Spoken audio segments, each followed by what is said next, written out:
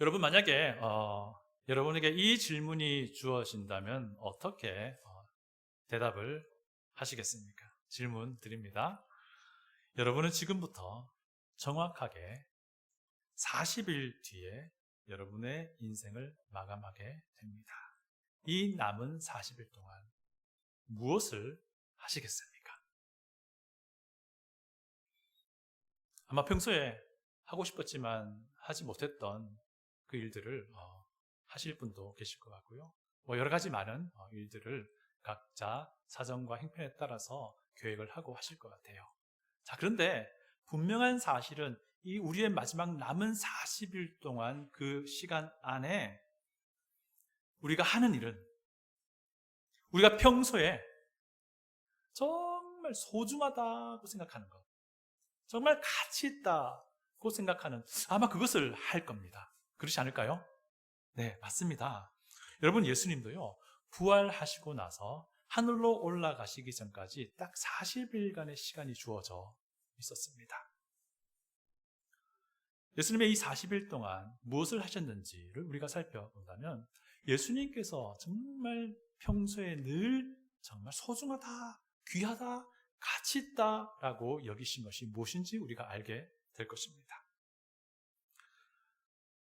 부활하신 뒤에 예수님의 그 행적을 복음서나 사도행전을 쭉 읽으며 살펴보면요, 예수님이 여러 번에 걸쳐서 제자들에게 자기의 그 부활한 몸을 보여주셨어요. 예수님은 자기의 그 상처난 손과 발을 보여주셨고요, 심지어는 그뿐 아니라 그 상처를 만지게끔 하기도 하셨습니다. 누가복음을 읽다 보면요, 예수님은 시몬 베드로에게도 자기의 부활한 몸을 보여주셨어요. 그리고 나서 예수님이 부활하신 그날 아침에 엠마오로 2명의 제자가 떠나버려요. 그들에게도 나타나셔서 예수님은 자신의 부활의 몸을 보여주셨어요. 그런데 이제 복음서 전체, 사도행전 전체를 쭉 이렇게 종합해 보면요, 예수님은 막달라 마리아에게 처음으로 자신의 부활하신 몸을 보여주셨고요, 그리고 그날 아침에 2명의 제자들이 엠마오로 떠나게 됩니다. 그러던 중에 이제 예루살렘에서는 예수님이 베드로에게도 나타나셔서 자기의 부활한 몸을 보여주시고, 또 다른 여인들에게도 나타나셔서 자신의 그 부활한 몸을 직접 보여주시면서 내가 부활했음을 분명하게 밝혀주셨어요. 그 뒤에 이제 엠마오로 가던 2 제자들에게 예수님이 나타나셔서 그들에게도 자신의 부활하신 몸을 보여주신 것입니다. 근데 오늘은 이제 우리가 읽었던 본문은요, 그 이후의 이야기를 담고 있어요. 엠마오로 가던 2 제자들이 부활하신 예수님을 만나고 그분의 그 몸의 상처를 보고 예수님이 정말 부활하셨음을 확신하게 돼요. 그리고는 그들이 어떻게 합니까? 그 즉시 다시 예루살렘으로 돌아와요. 아침에 그들이 떠났을 때에 함께 모여 있었던 제자들이 여전히 그곳에 있었습니다. 예수님이 직접 보았던, 그때까지만 해도 여인들이나 마리아나 그리고 베드로나 또 엠마오에서 돌아온 이 2 사람이 서로 자기가 예수님을 보았다, 부활하신 예수님을 보았다라고 이야기를 했습니다. 아마도 이 소식을 처음 듣는 사람들은 굉장히 놀라워하고 또한 당황스러워 했을 거예요. 그리고 그들 중에 분명히 이 사실을 전혀 믿지 않고 거부하던 사람들도 있었습니다. 제자들 중에 말이죠.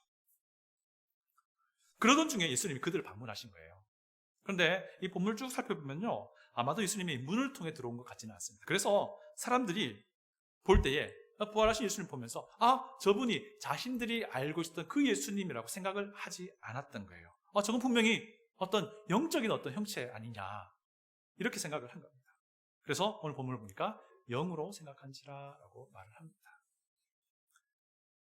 부활하신 예수님이요, 그들의 이런 반응들을 보면서 그들을 이제 꾸짖으세요. 38절을 보면요, 예수님이 그들을 꾸짖는 장면이에요. 예수께서 이르시되 어찌하여 두려워하며 어찌하여 마음에 의심이 일어나느냐. 예수님이 그 부활하셨음을 보고도 믿지 못하는 그들을 향해서 예수님이 답답한 마음을 이제 드러내신 겁니다. 어떻게 나를 보고도 믿지 못하느냐. 예수님이 이렇게 답답한 마음을 표현하신 이유가 무엇일까요? 왜냐하면 그들이 죽으시고 부활하신 예수님을 믿는다는 것, 이것 자체가 너무나도 중요한 문제였기 때문입니다. 왜? 그들의 생명을 좌우할 만한 정말 중차대한 문제였기 때문이에요. 그러던 중에 예수님은 그 답답한 마음을 품은 채로요, 아주 적극적으로 자신의 그 부활을 증명해 보이세요. 제자들 앞에서. 39절을 보면요, 내 손과 발을 보고 나인 줄 알라. 또 나를 만져보라. 영은 살과 뼈가 없으되 너희 보는 바와 같이 나는 있느니라 라고 말을 합니다. 예수님은 자기의 그 손과 발에 있는 상처를 직접 보여주세요. 그리고는 만지게끔도 하십니다. 여러분, 도마만 보고 만지고 믿은 거 아니에요. 모든 제자들이 다 직접 상처를 보고 믿은 거예요. 그제서야 사람들이 믿을 수 없을 정도로 기뻐하게 된 거예요. 예수님이 여기서 멈추지 않으셨어요. 그들과 함께 음식을 나누어 잡수셨어요. 그들 앞에 나타난 부활하신 예수님이 예전에 그들이 함께 식사하였던 바로 그 예수님이란 걸 예수님은 한 번 더 확실하게 보여주고 싶으셨던 거죠. 그래서 그들에게는 이제 더 이상 예수의 부활을 거부할 만한 이유가 다 사라진 겁니다. 예수님은 아주 적극적으로 자신의 부활이 확실한 것임을 제자들에게 증명을 하신 겁니다. 예수님 그들에게 상처도 보이시고 만지기도 하신 거예요. 그리고 그들과 함께 식사를 나누시면서 너희가 지금 같이 밥 먹고 있는 내가 바로 너희들이 과거에 너희들과 함께 먹었던 바로 나 예수다 라고 말씀하신 거죠. 여러분, 예수님이 왜 이렇게 적극적으로 제자들에게 자신의 부활을 증명하셨을까요? 예수님을 믿는다는 것 그 자체가 너무나 중요했기 때문에, 죽으시고 부활하신 예수님, 그분을 확신하는 것, 이 문제가 너무나도 중요한 문제였기 때문입니다. 이제 이들에게는 부활하신 예수를 거부할 이유가 다 사라졌어요. 믿지 않을 이유가 다 사라진 거예요. 그래서 그들은 죽으셨다가 부활하신 예수 그리스도를 확실하게 인정하게 된 겁니다. 이것을 예수님이 원하셨던 거예요. 오늘 우리가 보고 있는 누가복음의 본문은요, 사실은 몇 주간에 일어난 이야기를 꼭 마치 하루에 일어난 것처럼 이야기를 담고 있습니다. 그 몇 주간의 이야기에 대한 자세한 내용은 요한복음 20장과 21장에 잘 나와요. 엠마오로 떠났던 두 사람이 돌아온 뒤에 예수님이 그 모여있던 제자들에게 나타나셨잖아요. 그리고는 손에 상처, 팔에 상처를 보이시면서 만져보라 하시면서 그들에게 부활의 주님을 증거하셨어요. 그런데 안타깝게도 그 자리에 도마 사도는 없었어요. 도마. 8일 뒤 도마가 함께 있는 제자들이 모였을 때 예수님 다시 나타나셔서 도마에게 자신의 상처를 직접 보여주고 만지게끔 하시면서 도마에게 믿음을 갖도록 도와주셨어요. 도마에게도 예수님이 자기가 부활했음을 적극적으로 증명을 하신 겁니다. 여러분, 부활하신 예수를 믿는다는 것이 너무 중요하기 때문에 그래요. 예수님이 도마에게 그 이유를 직접 말씀하세요. 믿음 없는 자가 되지 말고 믿는 자가 되라. 부활하신 예수님을 믿는다는 것은요, 이미 죽으신 예수님을 믿는다는 말이에요. 죽으시고 부활하신 예수님을 믿는다라고 하는 것은요, 죽으시고 부활하셨다라고 하는 것은 예수님의 그 죽음이 그 예수님 자신의 죄에 대한 결과가 아니라는 것을 말해줘요. 예수님의 이 적극적인 모습에 도마는 정말 아름다운 믿음의 고백을 해요. 요한복음에서 이 도마의 고백만큼 정말 아름다운 신앙 고백은 없습니다. 그것이 무엇이냐면요, 나의 주님이시요 나의 하나님이시요 입니다. 그렇게 도마가 이 믿음의 고백을 할 때에 예수님의 그 시선이 도마를 향했던 그 시선이요, 돌려져서 지금 여러분과 우리를 향하게 됩니다. 그때 예수님이 무엇이라고 말씀하시냐면요, 이렇게 말씀하세요.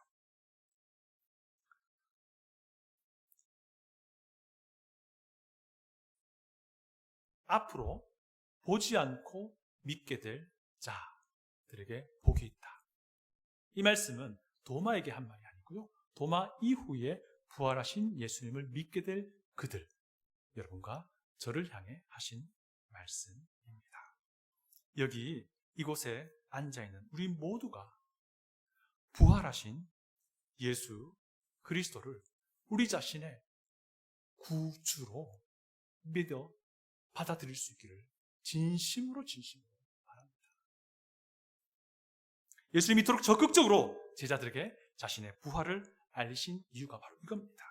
부활하신 예수 그리스도, 이분을 믿는 것이 그들의 생사를 결정하는 문제이기 때문에, 부활하신 예수 그리스도를 믿는 것이 나의 생사를 결정할 중대한 문제였기 때문에 예수님은 그토록 적극적으로 자신의 부활을 제자들에게 어필하셨던 것입니다. 그리고 앞으로 믿게 될 우리들까지 마음에 두고 계셨던 것입니다. 이제 제자들은 부활하신 예수님을 확신하게 되었습니다. 그리고 나니까 예수님이 이제 이 땅에서 마지막으로 제자들에게 유언과 같은 삶을 보여주세요. 그리고 유언과 같은 명령을 하십니다. 부활하신 예수를 믿는 우리, 오늘 이 시간 예수님의 그 유언과 같은 가르침을 오늘 본문 통해서 좀 살펴보고자 하는데, 세 가지로 제가 정리를 하게 됩니다. 첫 번째는요, 성경 기록입니다. 성경 기록에 대해서 예수님이 굉장히 중요하게 여기셨어요. 예수님이 생애에 가장 주력하셨던 사역은요, 성경 기록을 가르치는 것이었어요. 말씀으로 예수님이 오셨다라고 요한복음 설명합니다. 그리고 그 예수님은 매번 사람들 앞에서 성경 기록을 근거로 설교하셨어요. 가르치셨어요. 그 성경 기록은 구약 성경을 말합니다. 우리가 들고 있는 구약 성경을 말해요. 예수님은 이 성경 기록을 근거로 종교 지도자들을 꾸짖기도 하셨습니다. 그리고 예수님은요, 십자가의 죽음 있기 전주에도요, 매일매일 성전으로 가셔서 성전 뜰에서 모인 사람들에게 이 성경 기록을 설교하셨습니다. 그리고 마지막 남은 이 40일 동안에도 예수님은 중점적으로 제자들을 가르치셨어요. 우리 다 같이 44절을 읽습니다. 44절입니다.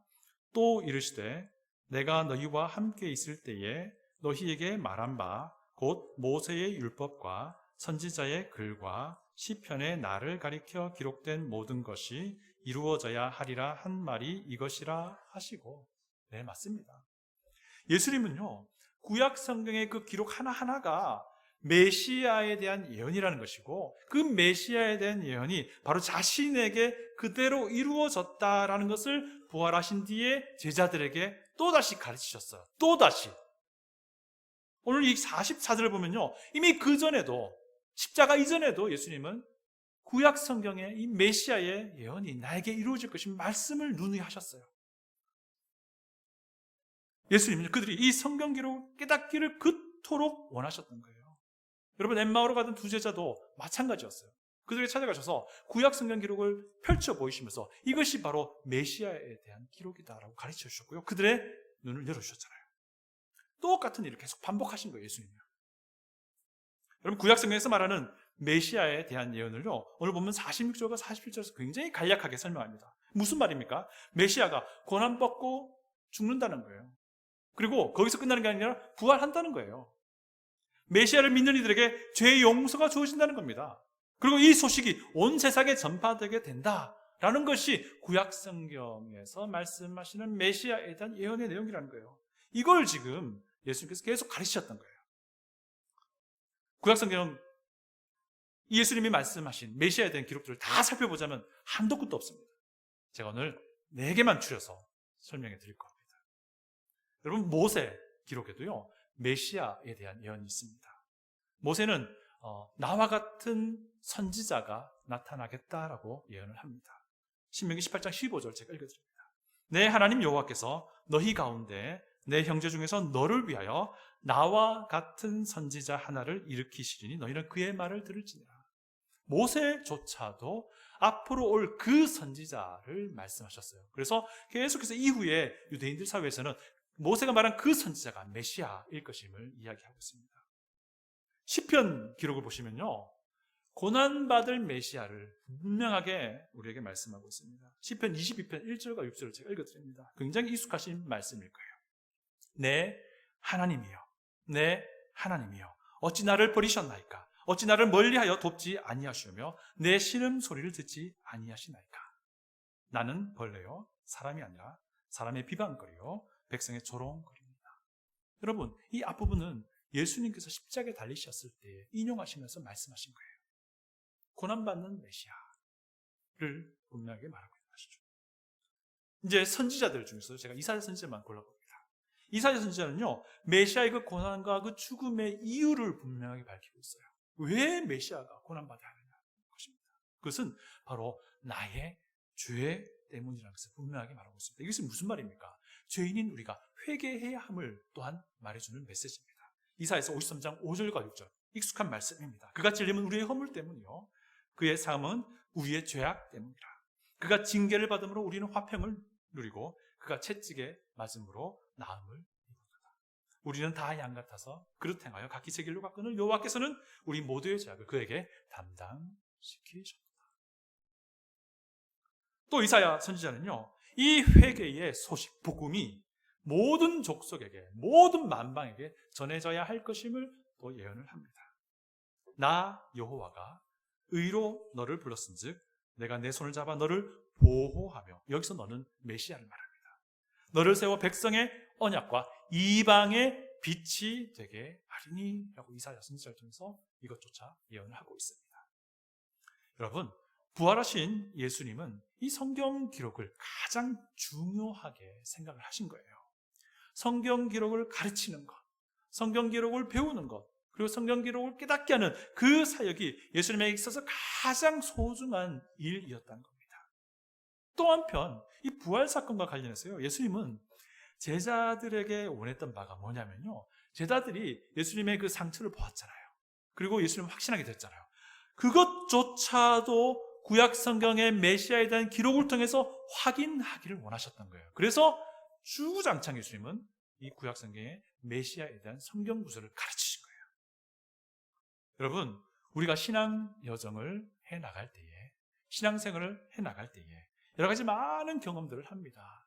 그 모든 경험들이 이 성경 기록으로 확인될 수 있고 확신될 수 있다면 얼마나 좋겠습니까? 그것만큼 풍성한 신앙생활이 없는 거죠. 여러분, 성경 기록 앞에 우리는 또한 겸손해야 합니다. 성경 여러분 읽다 보면 갑작스럽게 놀라운 하나님의 감동이 주어지는 것을 경험할 거예요. 정말 놀라운 그런 인사이트를 받을 때가 있습니다. 근데 제가 신학 공부해보니까요, 깨달은 게 하나 있습니다. 해 아래 새 것이 없다는 거예요. 저도 성경을 쭉 읽다 보면은 갑작스럽게 너무나도 감동이 되는 그런 구절들이 있고요. 또 굉장히 좋은 인사이트를 받을 때가 있어요. 근데 제가 이제 신학서를 쭉 읽어보니까 와, 그런 소소한 것 전부 다 이미 믿음의 우리 선배들이 다 고민했던 것이고 다 영감, 감동받은 것이고요. 다 인사이트를 받았던 것들이더라고요. 그래서 우리 하나님 말씀 대할 때 내가 정말 겸손해야겠구나라는 생각을 한 적이 있습니다. 여러분, 성경 기록 앞에 또 우리가 겸손해야 될 이유가 있습니다. 성경 기록을요, 우리가 정말 바르게 깨닫기 위해서 두 가지가 필요해요. 먼저는 우리가 이 성경 기록의 원래 의미가 무엇인지 알아야 돼요. 이걸 알지 못한 채로 성령님의 조명을 기대한다는 것은 불가능한 일입니다. 이게 뭐냐면요, 우리가 성경 읽다 보면 잘 이해가 안 되는 부분들이 더러 있어요. 아니, 때로 많이 있어요. 저에게도 많이 있어요. 왜냐하면요, 이 성경 기록의 언어를 내가 모르기 때문에, 그 당시 문화를 모르기 때문에, 그 당시 역사를 내가 모르기 때문에 이 성경 기록이 도대체 무엇을 말하는 건지 잘 이해가 안 될 때가 굉장히 많습니다. 물론 이런 성경 기록의 언어, 문화, 역사를 모른다 할지라도 어렵지 않게 이 성경의 설명을 이해할 수 있는 구절도 분명히 있습니다. 어쨌든 이런 과정을 주해라고 하는데요, 이 과정이 우리에게 필요해요. 사람은 반드시 그거 해야 됩니다. 이 과정을 거치고 난 뒤에야 성령님께서 우리에게 감동을 주시는 거예요. 이 과정을 거친 뒤에야 이 성경 말씀의 원래 메시지를 근거로 해서 성령 하나님께서 우리의 눈을 열어주시는 거예요. 이 과정을 우리가 알면 이 성경 기록 앞에 우리가 겸손해지는 거죠. 저도 이 성경 기록 앞에 겸손해지는 겁니다.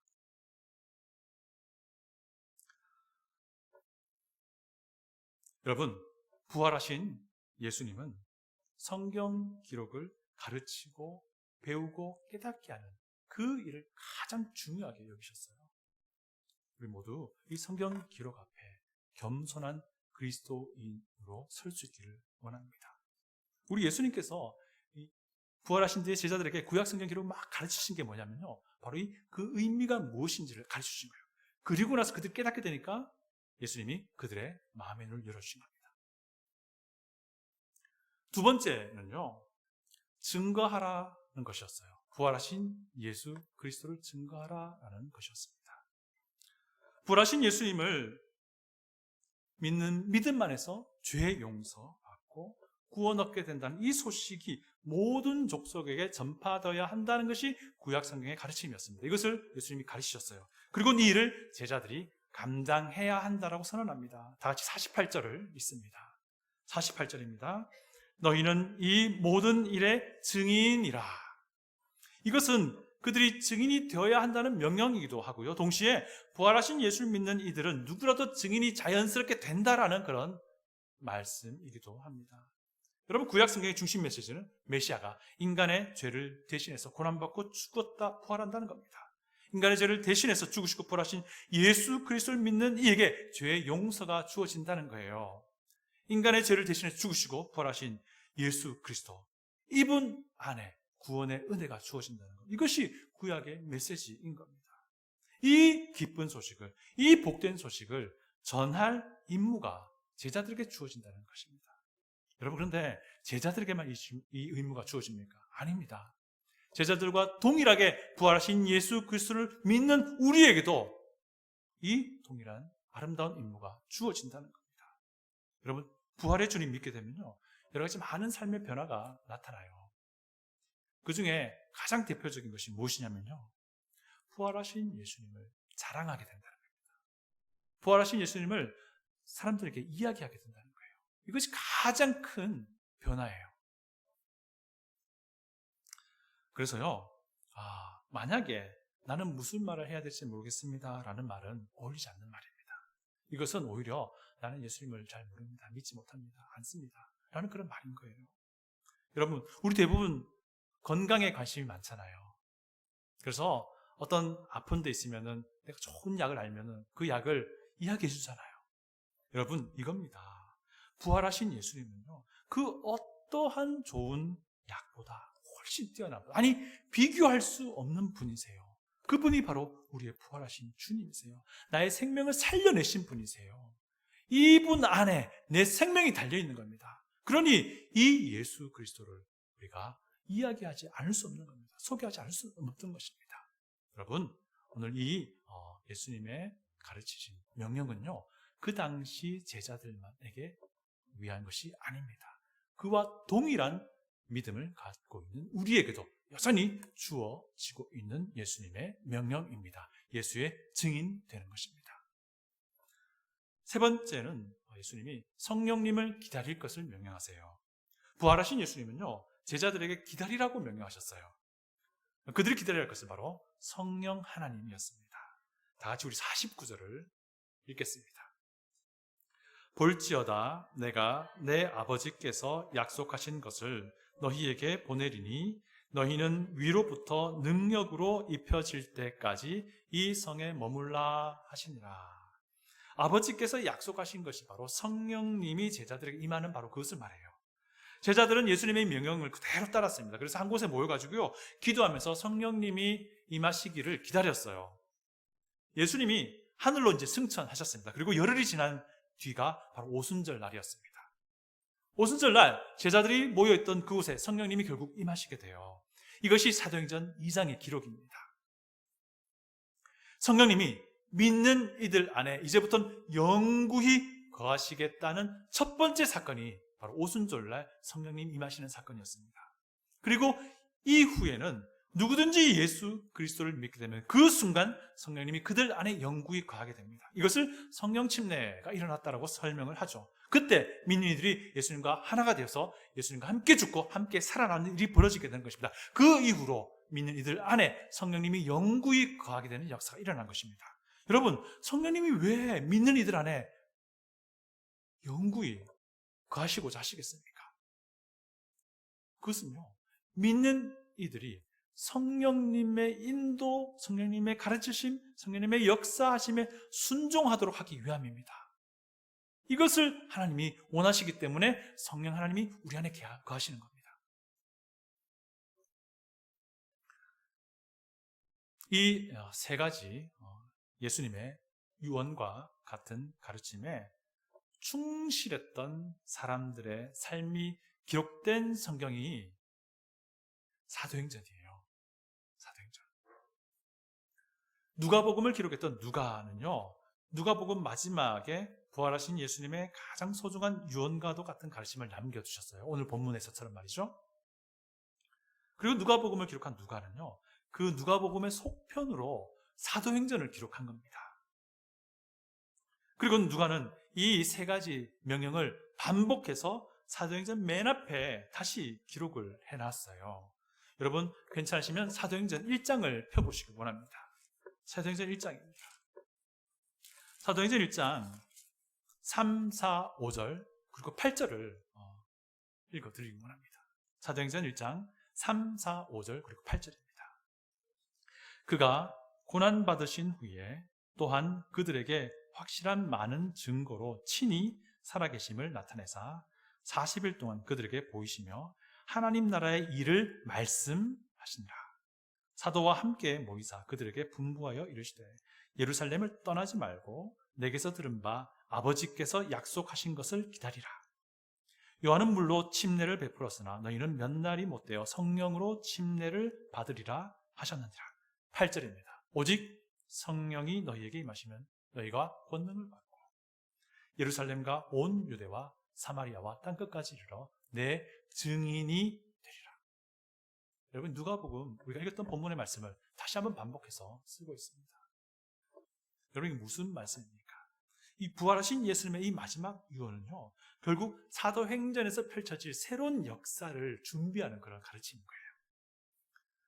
여러분 그리고 그 부활하신 예수님은요, 자신의 이 마지막 유언을 지금 우리도 충실하게 이행하기를 원하신다는 것입니다. 우리가 성경 기록 앞에 겸손하게 반응할 때, 우리가 부활하신 예수 그리스도를 증거하게 될 때, 우리가 우리 안에 영구히 거하시는 성령님의 인도하심에 순종하며 나아갈 때에 우리의 삶 자체가 사도행전 29장으로 이어지게 되는 거예요. 여러분 이 아름다운 사도행전 속편, 누가복음의 속편인 사도행전 28장 이후에 이 아름다운 기록들 안에 우리의 이름이 올라갔으면 합니다.